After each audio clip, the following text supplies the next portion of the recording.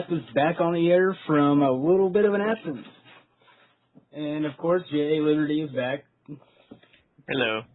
He was out of the country for a while on a family matter, and it's good to have him back. And while he was gone, I think there were 2 podcasts that were done by RageCast. One was a solo one right after Paul Bearer died, and one was done with Brian McNeil. He done a guest host show with me, and that was basically a sort of about a 20-minute WCW podcast. Speaking of them, I want to give a shout out to them. They are the international podcast. They are on Facebook and YouTube. Their podcast has been going for a while, and they just hit their 1-year mark, and they're on their YouTube channel is capital I, capital W, capital P, capital C 316. That is on YouTube, and WrestleRage Cast is on Facebook and YouTube as well. Our Facebook page is WrestleRage, capital W and Wrestle, capital R and Rage, all one word, space, and Cast with a capital C. Yeah, if you want to check us out, we're on there. Join us. Got anything to add? Any podcast ideas, just let us know. We're back on the air, thank God. Yep. Speaking of, WrestleMania is Sunday. Hopefully, if things go right, when it comes to Sunday, for Mania, it's going to be a couple of firsts for us. We're going to have it's going to be our first WrestleMania. It's going to be have our first pre-WrestleMania podcast. Then afterward, have our first post-WrestleMania podcast. So, busy day comes Sunday. Yep, busy day. I just hope WrestleMania doesn't suck like last year's did. Yeah, I know, right? About the only match I'm looking forward to is Punk Taker anyway, so. Danger. For those of you who watched Raw last night, supposedly it's supposed to be the biggest Raw of the year, sucking-wise maybe. No comment from the peanut gallery. But yeah, I don't know, with Paul Bearer dying, they've done this angle where Punk has had Paul Bearer's urn and this whole no disrespect intended stuff, and people are getting upset about it, but the thing is, Paul Bearer's family signed off on it, basically saying, well, if Paul Bearer was still here, he would want it to happen, so we're okay with it. But now they're starting to bitch about the whole ending of Raw last night, for those of you that had seen it. Basically, Taker was in the ring, and Druids came out, and Paul Heyman came out dressed up as Paul Bearer. Then Punk attacked Taker, Punk was dressed up as a Druid and attacked Taker, and then dumped the urn on Taker. And supposedly his kids were upset about it. I mean, they signed off on it, so how can they get offended by it? Which I don't understand at all. Well, I guess I didn't expect him to do that. I read something about where, I guess, what I had read was it looked different on paper. That's kind of how I understood it. Yeah, it does look a lot different on paper. Speaking of Mania, since it's Sunday, Walmart has re-released WrestleManias 1 through 15 on DVD, which I know J.A.'s heard me bitch about this a lot. Yep. So I bought 3, I have 3 of them now. I bought WrestleMania 12 Monday, and this is now after midnight here in Indiana. I bought WrestleMania 15 Thursday and WrestleMania 11 Friday, I think. And for those of you that are wondering if it's a good buy or not, WrestleMania 15's edited compared to the anthology edition that came out back in 05 or 06. I say between 5 and 7 minutes of edits on it. Some of them that stick out are there's the Hell in a Cell with Taker and Bossman. The hanging of Boss Man from the noose and the brood coming down from the arena roof, that's all edited out. Good thing is that's one of the first DVDs that where it's not, the WWF isn't edited out. It's all intact, so you're not going to hear WW silence. You know, you get the full WWF, all WWF logos are there and everything, so that's kind of different. WrestleMania 11, that's kind of, runtime's 2 hours and 26 minutes. Yeah, and like, I guess the Salt and Pepper concert, or not really concert, but performances is edited out due to royalties and shit like that. So, I mean, I guess it's a good buy in a way, but I mean, I prefer the anthology version. I mean, with it, they'll sell them on eBay and Amazon. So, it's amazing how you can find things to bitch about. I know it never seems to stop with me.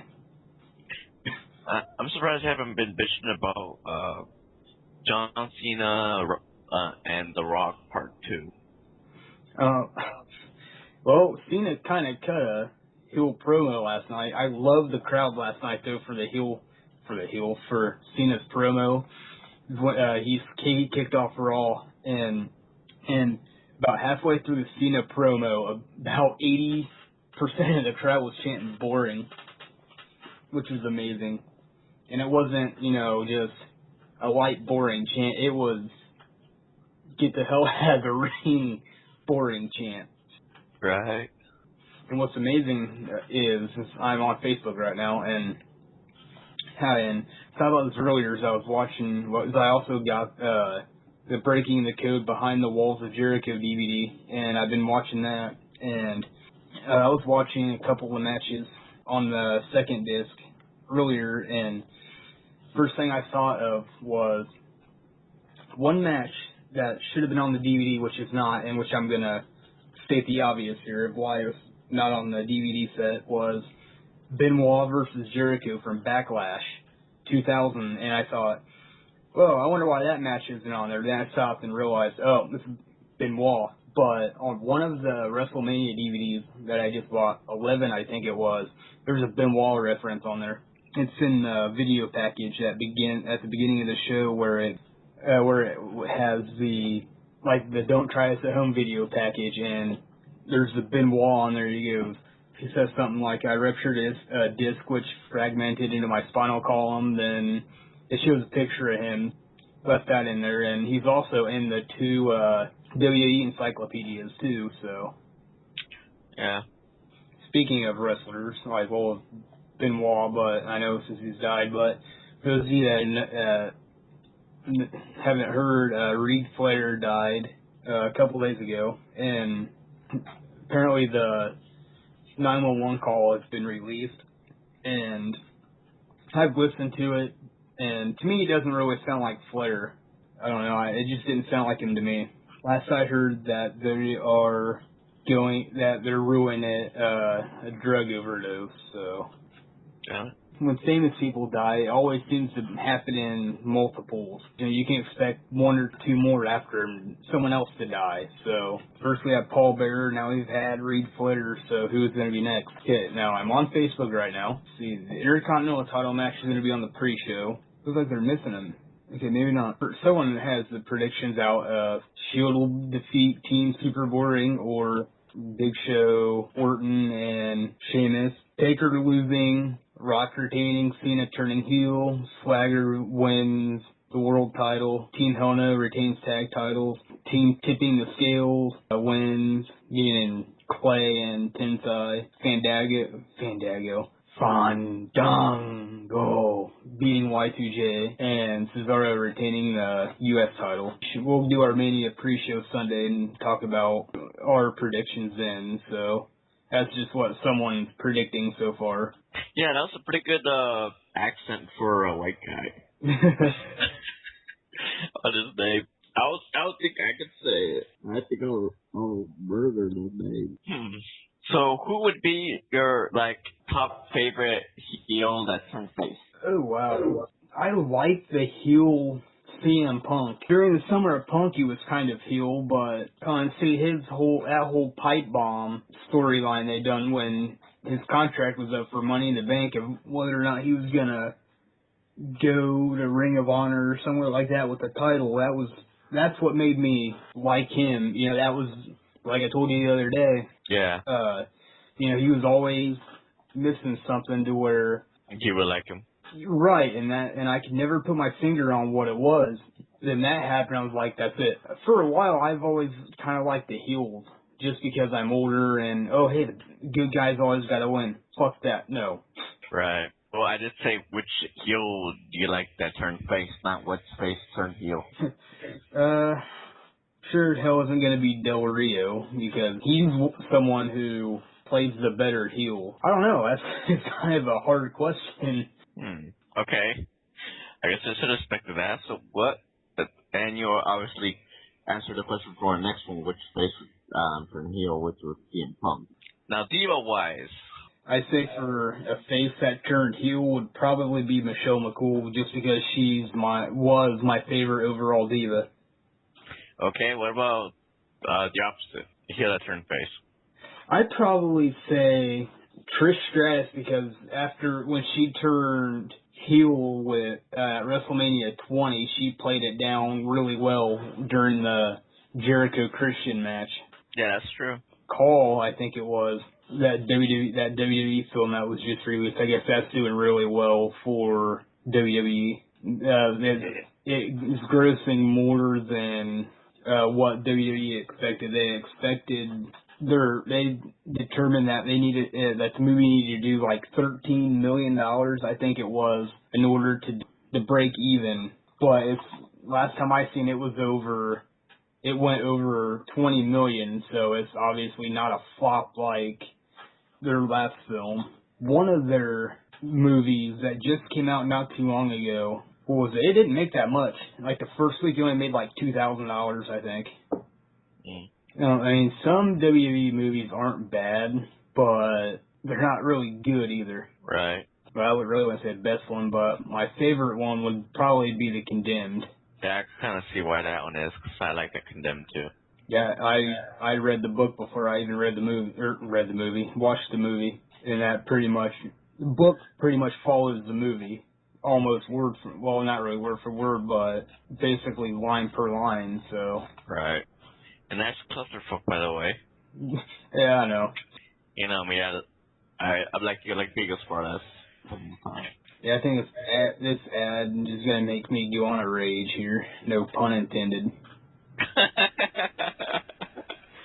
Nice. Well, no, I'm on Facebook, and I was scrolling through, and I scroll up, and there's an ad, Rock vs. Cena 2 at WrestleMania 29. Don't miss the biggest rematch of all time at WrestleMania on April 7th. Order on DirecTV. Fuck you, DirecTV. I was doing good until I seen that. Bastard. You're that one. Well, no, and that's the stupid thing that WWE is not doing. Not once have they called this the Rock Cena match a rematch. I've never heard him say it. I've never heard the words rematch come out of anyone's mouth. You know, it's like Rock Cena last year, then they're going at it this year, and they've never said, oh, and this rematch from last year's Mania. It's like, come on.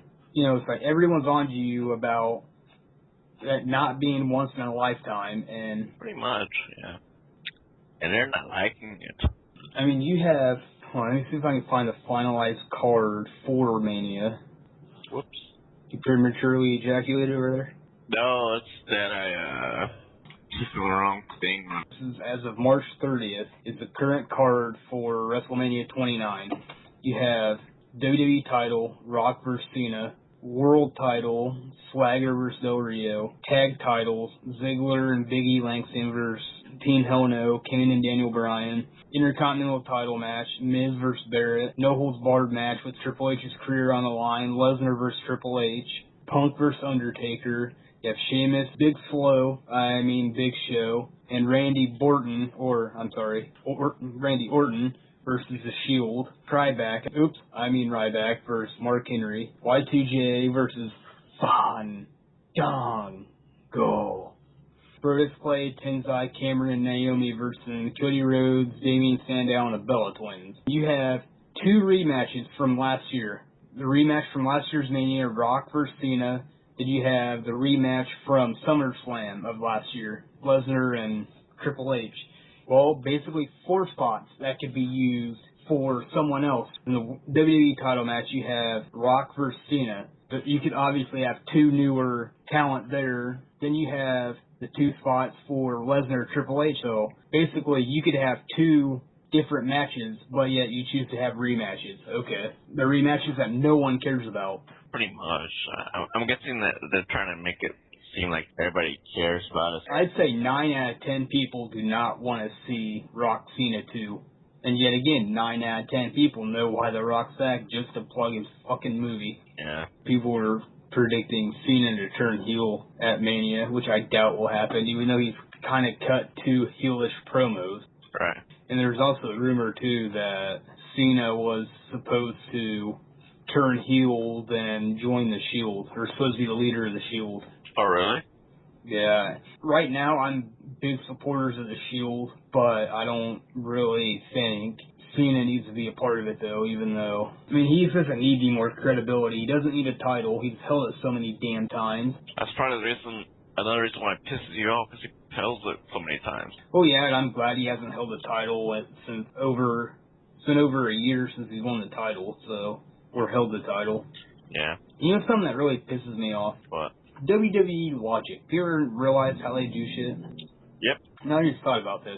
I've thought about it before, but I just pondered on it and never really said anything about it. But do you remember Survivor Series 2010? You have that pay-per-view, right? I believe so. Main event, Orton versus Barrett and Cena's the rest. Yeah. You know the storyline on that was that was when Cena was with the Nexus. If Cena didn't do the right thing and basically give Barrett the title, he'd be fired, right? Yeah. Then after Orton won the match and Cena was, quote, fired, and next night on Raw, nothing ever came about it. Do you ever realize that? Yeah. Fucking WWE logic. Ever since I heard the rumor, well, I think it was right after Mania last year when they were talking about Rock Cena 2 for this year, that kind of took me out of it right then and there. But the only thing I'm looking forward to is Punk, Taker, and the Hall of Fame. Yeah, I agree with you there. It's just like I said earlier, before we started doing our podcast and we were talking about watching Mania Sunday and doing our pre and post show, and you'd asked if it was going to be on TV or if it was going to be Indie Man or something like that. It's sad because 12 years ago for a normal WWE pay-per-view, they ran like $29, $29.99, $30, somewhere in there. And Mania was like $10 more just because it's a bigger event. Then you have now their WWE pay-per-views are like $45, but yet Mania standard def is like, was it 59, and high def is set 69. So yeah, I mean, why waste the money when there's your streaming sites and stuff like that to watch it on? And just wait till it comes out. Heck, you'll spend a third of the money on the DVD, plus you get a Hall of Fame and stuff like that. So, and it's like I told you the other day it's kind of pointless for WWE to bring on, musical guests and stuff like that, and just for them to edit them out of the DVD release because of royalties. I mean, come on.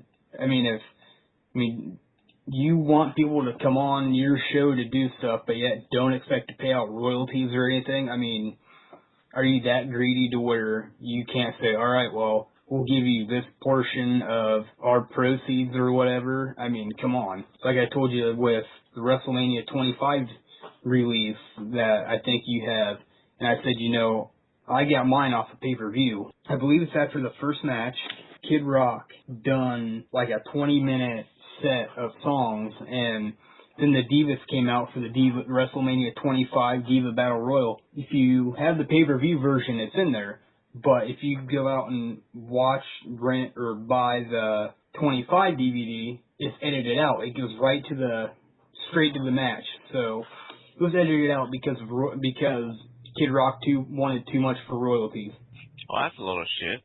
Yeah, I know. Someone was saying earlier, I think it was the International Podcast or Facebook page. They were saying that basically along the lines of, well, people say they want the Attitude Era back, then, you're towing that line of PG, the second something happens, Attitude Era like, people are offended by it. And I've said this before to people, that people say they want a TV-14 rating back.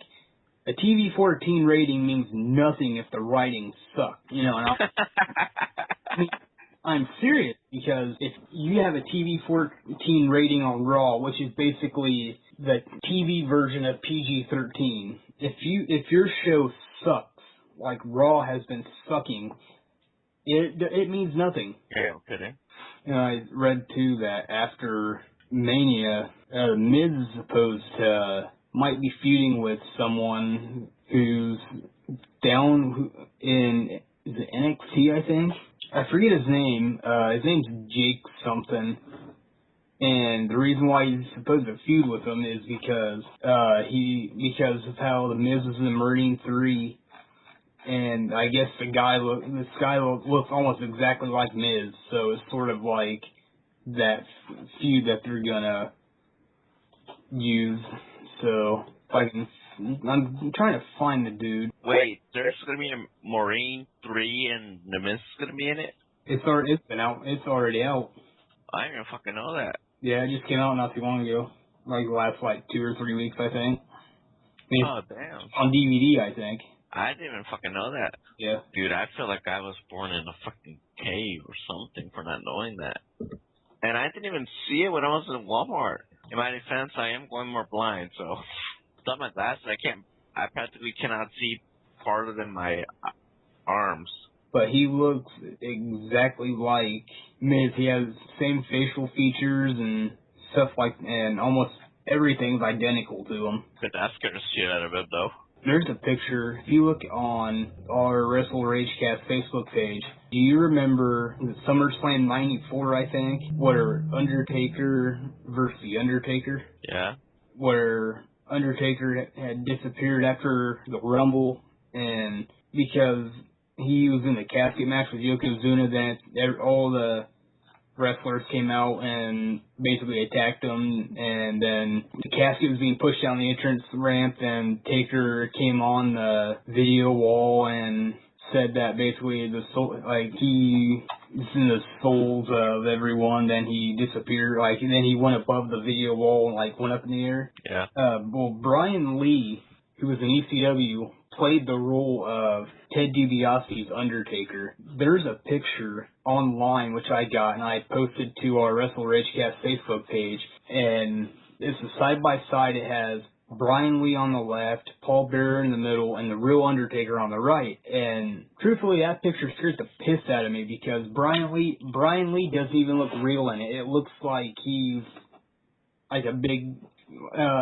fake person standing next to Paul. Yeah, I think The Undertaker needs to retire, because, he's like literally the only one left from the Attitude Era. Well, you got Triple H, and, Rock, too, since he's back, for now. Exactly, for now. I can't believe The Rock got into the Hall of Fame, He's not in the Hall of Fame. Heard he was. Nope.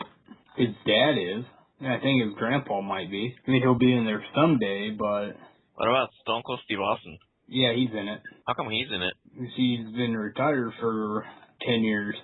I mean, yeah, there's some things that he's done, but I don't see why he got it so quick when when some of the older wrestlers are just now getting it. Well, Austin was pushed hard too as one of the main faces, so I mean, I understand why he's in there. I mean, heck, just look at. Pisses the hell on me, to tell you the truth. I haven't wrestling that long, and yet you still not in the Hall of Fame. That freezes the hell on me. Like Terry the King Lawler and JR, I can understand, them being in the Hall of Fame. Flair going in before he retired back in 2008. Like I said before, if you're going in the Hall of Fame a night before WrestleMania, you have a match where if you lose, you're forced to retire. I mean, isn't that kind of an indication that if you're going in a night before that you're losing the next night, isn't that kind of blowing your results right there? Yes and no. I mean, look at Sting. He's in TNA's Hall of Fame. He was the first inductee to it, but he still wrestles. But I don't know, I disagree with Sting being TNA's first inductee. I'd say that if you have some type of a Hall of Fame and it's the first year for it, I say that you need whoever the founder of the company is needs to be in that first group, no matter what. Just because, hey, we're here now, we're 300 times bigger than what we were. We're not in armories and, podunk little arenas now or armories. We're in, college arenas where there's 10, 12,000 people every show. Then you have your biggest show of the year goes to places like Madison Square Garden where there's 25,000 seats, and we've made it big time. And if it wasn't for the founders and people like that, they'd never be there. So why not put them in first? Speaking of our podcast, someone has our first 4 shows on CD now. Did you die? Sorry, I wasn't paying attention to what? Someone has our first 4 shows on CD now. Oh yeah? Yep, my mom. Cool. So yeah, if you want a copy of our first 4 shows, well, we got our first 5 shows now. If you want it, I'll give you a copy of them. Cool.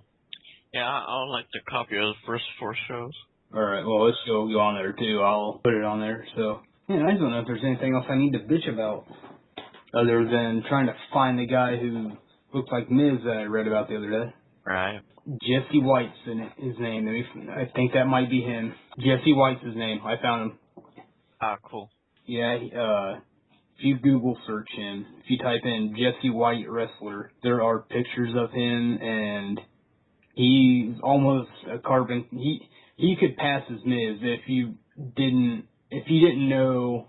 You'd almost think they were related. That's how much they resemble each other. Ah, cool. Well, he wrestles under the name Jake Carter, it looks like. Let me hit. Oh, I can't hit back. His name's Jesse White, but what the hell is that in German? Jake Carter. Yeah, he wrestles under the name Jake Carter. Yeah. But yeah, he was looking, or I read that they were supposed to bring him up from NXT, I think, to feud with Miz because of the whole Marine movie and just because he looks a lot like the Miz. Yeah. See, I told you his name was Jake something. Yeah. Oh, I hope Ziggler cashes in Sunday and wins the world title. But see, that's the thing that's another thing that pisses me off. People will sit there and say, well, here's what's going to happen with Ziggler and the briefcase, his Money in the Bank briefcase. Whenever he cashes in, it's going to be on Cena or someone. It's going to be like on Cena. Take him for an example. Ziggler's going to cash in on Cena, and he'll be WWE champion. People, open your fucking eyes. It's for a world title shot, not WWE title. Right. Fucking idiots. And it makes me mad because, whoever WWE champion is, he's going to cash it in and win the WWE title. No. Pay attention to your briefcases.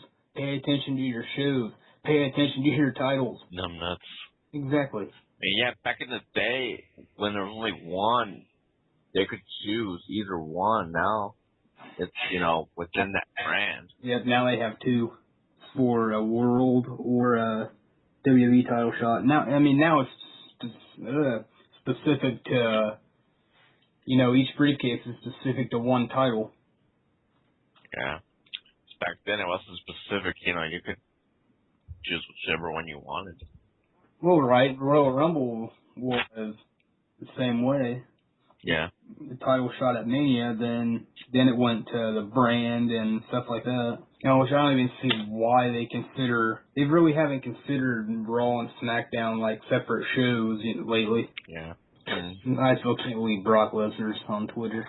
Vince McMahon's finally on there too. I mean, it's stupid that there was a parody Twitter account It was like at Cranky Vince or something like that, and it was a parody of Vince McMahon. Yeah, WWE shut that Twitter account down. Mm-hmm. Did you hear about, have you heard of Extreme Rising, the company?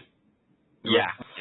Did you hear about what Stevie Richards done? No. I read this one, was it Easter Sunday, I think it was, that Stevie Richards is the Extreme Rising champion, and the reason what reminded me of it was I'm on Facebook right now, and someone posted a picture of the Extreme Rising title. I guess on Twitter, I think it was. I could be wrong. He posted a tweet saying that he was going to defend the Extreme Rising title in a game of Madden on Xbox. People were mad about it because he done it, and then, who was it? C.W. Anderson, I think, said something back where he tweeted a picture of an original ECW tag team title belt, and he had said something like, was it like, yeah, a belt, here's another belt from another defunct company or something like that. They were mad about that. I don't blame him on that part. And I was a follower of C.W. Anderson on Twitter. I don't know if there he is. I think if I'm following. Well, let me go to his profile. So I think it was C.W. Anderson. Oh, maybe it wasn't C.W. Anderson. Yeah. Because I'm not seeing it now. Looks like you were mistaken. That's kind of rare for you when it comes to wrestling things. Yeah, I know. Maybe it wasn't C.W. Anderson. I know it was, I'm going to Google search it real quick. Danny Doring, who it was. That was close. This is basically what I had read, and Extreme Rising canceled their shows that were coming up because of, I guess, of poor ticket sales. Anyways, I'll read basically, this is pretty much the same thing that I read the other day when I first seen this. It says, Extreme Rising is demanding that Steve Richards, their current champion, to return their title belt immediately after Richards said he would defend the title via video game. Richards has kept the belt since winning it and has taken it overseas and independent shows. This all stems from Richards posting a photo of the Extreme Rising belt in the latest Madden video game on Twitter and saying that he would defend the title via the game online due to losing his WrestleMania weekend bookings. Former ECW star Danny Doring responded by putting a photo of the old ECW World Tag Team title, which he has had since ECW closed in 2001, on his Twitter account, and said that he put the title up against Richards. He joked that it would be defunct promotion versus defunct promotion. Extreme Rising then emailed Richards demanding that he return the belt by the end of this week, and that they were disappointed that Richards was involved with something that described Extreme Rising as a defunct promotion. Richards responded by saying that he was upset with Extreme Rising doubting his ability as a Madden player, and said that the promotion got upset over something 20 people saw on Twitter. He was surprised that they took all this so seriously, since that it was mostly just him and Doring goofing off online. He was also disappointed that no one from the promotion called him. Richards and Doring do plan to play the game and want to stream it online. What a bizarre story. Credit PW Insider. So that's the story I had read. That is a strange story. Stevie Richards, if you're listening, I challenge you to a game of Madden. I'm serious. Maybe. I know you're serious, but I mean, how can we know? If I can never find him, I know I'm a follower of him on Twitter. Okay, you want to know how serious I am about this? If I can find, delete, I will challenge him via Twitter. For those of you wanting to know what's going on, I am about to challenge Stevie Richards to a game of Madden. Tweet was just sent. For those of you that are wondering, I just challenged Stevie Richards to a game of Madden. I asked him, just how good are you at Madden? I challenge you. Getting a little confident there, aren't you? Yes, a little overconfident. Like, hey, it's like I posted on my Facebook once before. If you play Madden with me, I don't give a shit. I'll kick the fuck out of you just for the hell of it. So you're basically saying if the guy doesn't know how to play, they're practically fucked. Yeah. Hey, I'm on Madden. I usually play seasons and 5-minute quarters, and I usually average about 70 points a game. Holy shit. Yeah. And I could be up 40 points with 2 or 3 minutes left in the game, and I'll have the ball, and I'll still drive up the score. Damn. Exactly. But anyways, if anything ever spawns off of me challenging Stevie Richards to a game of Madden, I'll gladly let you know, and I'll gladly tell you how bad he kicks my ass at it. I'll be shocked if you kick his ass. Comes down to the wire. You're down by 37 points with 10 seconds left. But anyways, our next podcast, hopefully Sunday, we'll be doing 2 podcasts, a pre-Mania and a post-Mania show. So I guess it's going to be a busy day. So anyways, anything you want to plug before we sign off?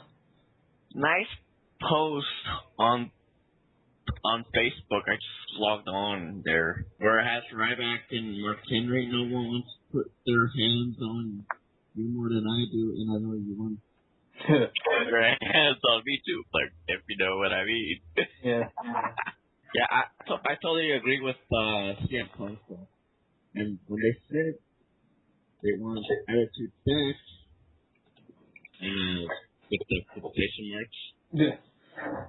Because, like, they want the attitude era back, and yet, they can't defend this easily nowadays. It's like they're getting used to, the whole, PG thing that, anything back from the attitude era is, like, too graphic or something. Like, what the fuck? Yeah. Damn mind. Alright, anyways, come Sunday we should have an early show. So far the plan is that I had is do our pre-show about 6 o'clock or so, since Mania starts at 7, then post our show, then roughly 11 o'clock or so do our post-Mania show, and, between the both we'll probably have, probably 2 good 40-minute podcasts or whatever, so hopefully we'll run down the match card and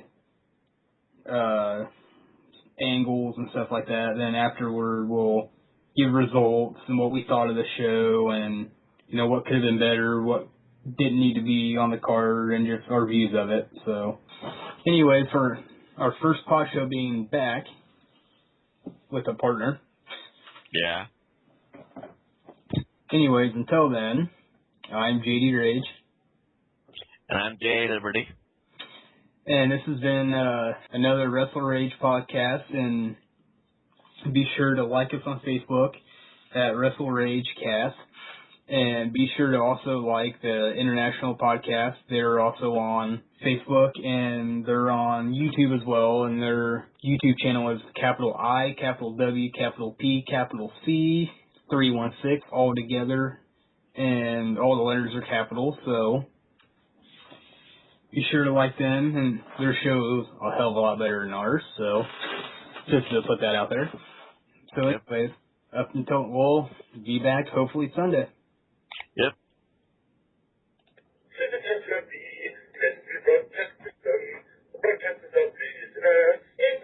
Collaboration with the NOAA Authority has developed this speech to inform in the event of an emergency.